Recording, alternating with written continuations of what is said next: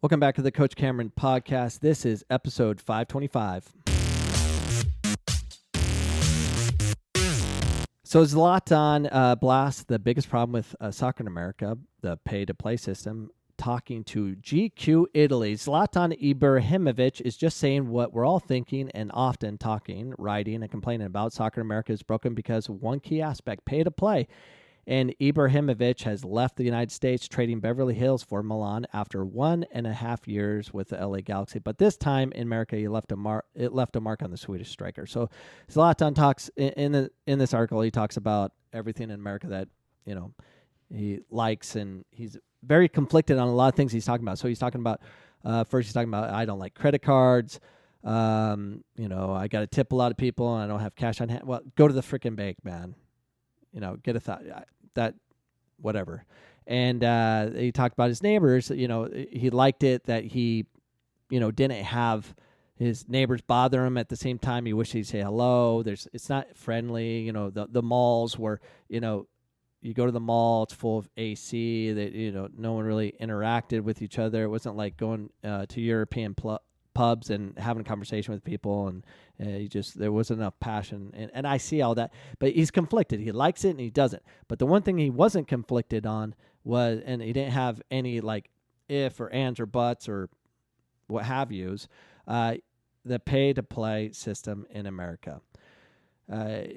Let's get right to that. I'm just scrolling down through the article. I'm gonna read you. Zlatan Ibrahimovic, like many Europeans and South American football players, did not grow up wealthy. Soccer was an equalizer for him and countless others in Europe, where everyone has access to the game at a minimal cost. In the U.S., it is the opposite. Only those who can afford exorbitant fees are able to play soccer in America. Sure, there are a few scholarships here and there for those families without thousands of dollars at hand for their kids to play soccer, but that's the exception, not the norm. So, I come from poverty. Not poverty, in America, poverty. And soccer saved me. Soccer got me into college. Soccer got me to be the first college graduate in my family. It got so many things for me because of the game. And I was an athlete. I was a 3-sport athlete. I played football, soccer, and track. And I chose a sport where I was the most athletic, which was soccer. But I loved the game. I loved it because I was good at it. I wasn't technical, though.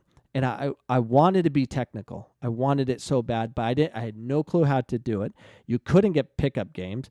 Other than my friend Hajduk, who was Polish, he actually took me to a park on a lot of Sundays to do pickup with the Polish players. And they were so technical. I was just fast, and I knew they couldn't stand playing with me because I would work really hard just to compete, but I couldn't connect passes. And it was interesting, but there was pickup, a lot of pickup, but it was Polish, African leagues, Hispanic, those things. But I was doing that in high school.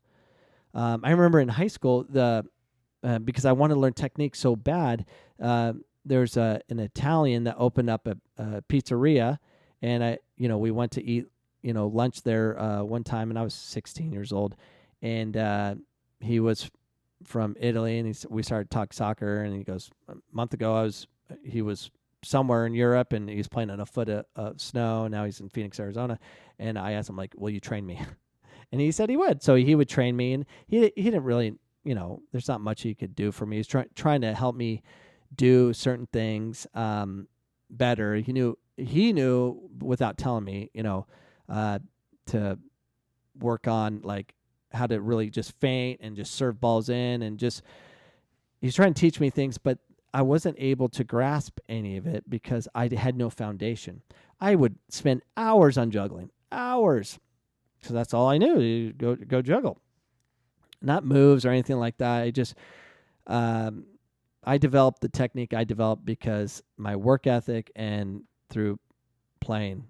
I probably learned more technique playing professional soccer in indoor with a bunch of internationals. That's probably the most I learned in my 20s, which is sad. I didn't have it. Didn't know where to get it. And I was just in that situation. Even it was sad. And I wish I was in that environment because I would have done well because I was athletic. So the article goes on to say, it's absurd to ask a millionaire, Zlatan was the highest paid player in the MLS at $7.2 million, to pay that much for his kids to play soccer, let alone the average American family. It speaks to the root of the problem of soccer in the U.S. Only the wealthiest are allowed to play on the best teams, and those who could become stars instead often have to find a path to playing professionally. There's a reason you rarely see a true rags to riches story about soccer in America. I dislike it very much because not everyone has the money needed, and the sport should be something for everyone because it unites people of whatever origin. Ibrahimovic continued. Pele became a champion without anything. He played with a ball made of rags. Football is the finest sport in the world. Of course, anyone knows anything about soccer in the U.S. has long known this is a problem. The question is, when is anyone going to do anything about it? So that's a great question. When is anyone going to do anything about it? But I want to talk about culture and how that is the number one structure for development in soccer. And I want to let's talk about Ibrahimovic. I'm going to show you a video. He is featured on this YouTube.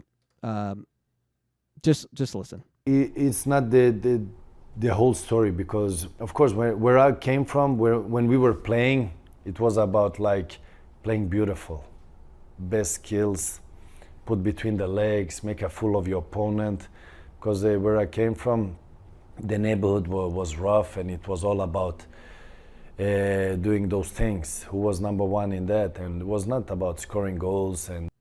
And let's pause it there. So it's he comes from a different culture where it was respected for embarrassing someone with the ball. Where in America, in the pay-to-play system, not everywhere, I'm not saying every pocket of America, but in the pay-to-play system, DA, who's no longer, now it's MLS, Academy with USI, it's the same freaking thing, same people. Coaches will ridicule you for dribbling. I remember I went to a GCU camp, and this coach isn't there anymore, but at this GCU camp, the kids were dribbling. My son was trying to dribble and showcase himself. I mean, he's 10 at the time. And the coach was saying, stop dribbling so much. You'll get destroyed. We'll break your legs, kind of thing. I'm like, what the? My son was telling me that. I'm like, never listen to that coach again. You're 10. Be creative. Do those. We are so tactical oriented. So even the players that are technical,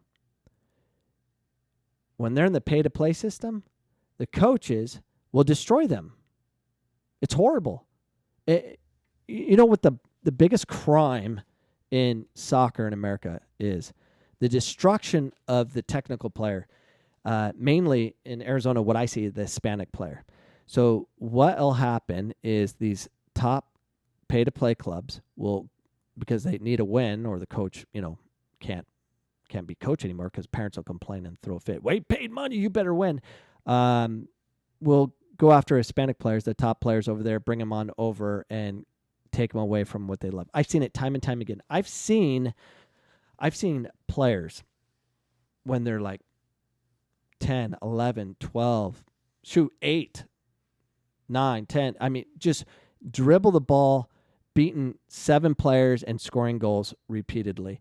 And then as soon as they get, the parents get sucked into this scholarship, into the pay-to-play club where it's all system, because you have to play system in an environment that's manufactured. When I say manufactured, that means the players that are not from the culture of soccer, they don't love the game. They play it because they're good at it, I guess. They are fake. They're not real. They're not natural. They're just kind of, they can handle the ball under pressure. They're not creative whatsoever, but they're athletic or whatever, and they can contribute. When you bring a technical player with manufactured players that can survive the game but really can't think out of the box, it's no fun for those Hispanic players. But those Hispanic players stay in there because it's free and it's paid for, but they're losing their culture, they're losing the game, they're losing their development, and they go from one of the top players in the state to average because they're not big and fast enough. They're not allowed to dribble. They can't do those things. So if we could create a national team out of California, in LA, all Hispanic would beat our national team. No doubt. It would beat our youth teams. No doubt in my mind. Because they're different. I've seen Hispanic teams in LA play, and they've been amazing for years. And it's run by some dad. I remember when I was at regionals, I was in the regional championship, back when competition was real, not fake, where you won one state champion and you went to regionals, and we played in Region 4, and we're playing Cal South in the final. And they go up 3-0 at half. I'm just Hispanic, just boom, boom, boom. They would show up, no warm-up, with the radio. Back in the day when you hold up there, with radio, with just Hispanic music. They didn't have their shoes tied. It's like they didn't have a care in the world. They knew what they were doing. And they went up 3-0. And their coach had to be one of their dads, and they were amazing. They went to nationals. We ended up losing 3-2. I mean, this was U19. We were good. We had a lot of university players on this team. We were stacked. But we didn't have the culture or the technical ability that they had. I mean, we were good, but not like them.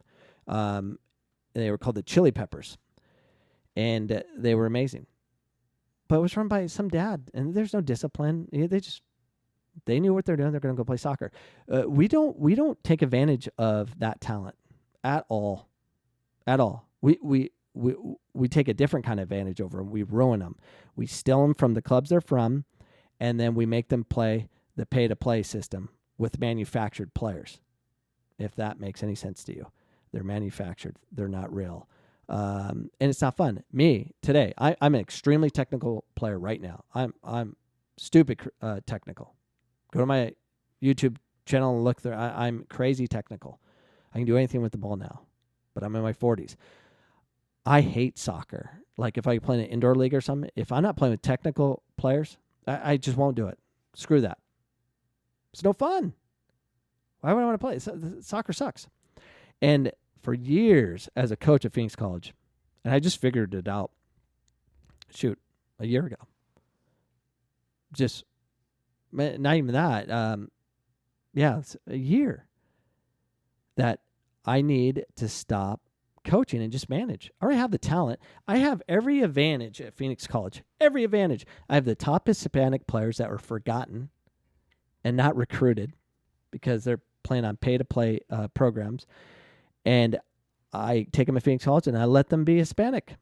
I let them play their game. And when they do, they're amazing. They're beautiful. I have every advantage. The Hispanic players here, like the kids on my team, they play the game all the time. They play in 6v6 leagues, 11v11 tournaments. They are playing 5-6 times a week. In addition, what we do at PC, it is crazy. They play. It's their culture. They love the game. And all I had to do as a coach is get them on the field and let them be them and not try to coach and tell them how to do all the tactics and stuff. Just put the best players on the field, leave them alone. It's the best thing I ever did. It'll win. Yeah, we played Grand Canyon University in the spring, and my pregame talk, I kid you not, was this. And we didn't practice. We got up early at 6 a.m. every 3 times a week. We did play futsal, but there's no coaching. There's no tactics. We just had fun, and we tried to keep the kids accountable and try to teach them the importance of fitness and stuff like that. And then we go and show up at Grand Canyon University where it's different kind of structure over there. It's very, very coached and very professional and taken care of. They're doing it like every other NCAA program. And we show up, and here my pre-game talk was, be Mexican, and I got out and didn't say a word. We ended up tying 2-2. We're up 2-0 at half, but we could have easily won that game 4-5. We had the ball the whole time. It was different. It was different. I got in the way. And that's what's happening in this country. Too many coaches in this country, in the youth soccer game in particular, get in the way. Can't do this. Got to do this. Got to. All the coaches should do is yell at the parents to shut up. Leave the kids alone. Let them try. Let them, and focus on a different thought process of celebrating when a kid put the ball through someone's legs and stuff. And I've seen it in the Hispanic community. I've seen it. And there's confusion in the Hispanic community too with the Hispanic teams. They try to play like the pay-to-play clubs versus let them be Hispanic and being creative. They do. They ruin it for them. They do. Don't be like them. Be you. You have the advantage. You can't compete with manufactured soccer trying to be manufactured, get the ball out wide, hit down the line, cross it in, let the 9 score, play to the 9, lay it off 10, shot. And what? Shut up. Just be your culture, play the game. I don't know if any of that made sense, but those are my thoughts today. Thank you, Zlatan, getting everyone heated up again about what's going on. I would have really appreciated if you would share this episode. Just share. Would it kill you? Or buy a mug. Buy a t-shirt. You can contribute that way. If you're too scared to share this episode to your friends or whatever, you can just buy a t-shirt or socks. But I'd rather you just share it. I don't need you to buy those things, but you can. I got my shirt. I got my stuff. Share this episode. Spread the word that we have problems, but it can be fixed. We just got to think. Peace.